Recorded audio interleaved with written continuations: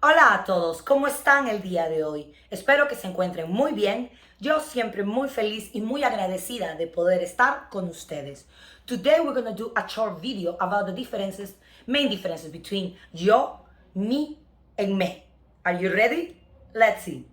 Well, I chose this topic because lately I'm having a lot of confusion with different students. Also, when I talk to people who's learning Spanish and in the different platforms, people tend to be confused, especially with the use of me and me, but also with the use of yo.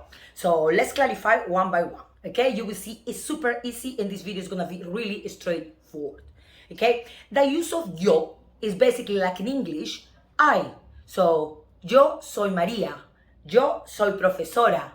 Yo soy de Perú. Okay, so it has the same use as in English as I. Now, if we go to the second case, what is me without an accent mark, is a possessive adjective, indicates possession like mine. Okay, mi casa, mi trabajo, mi coche, mi carro.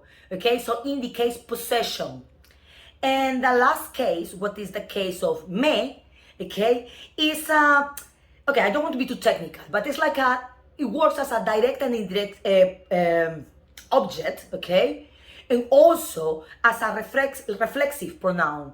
Now, all of them, basically, what I try to say, it is a pronoun. It is a pronoun that we'll use when we want to say, basically, to me.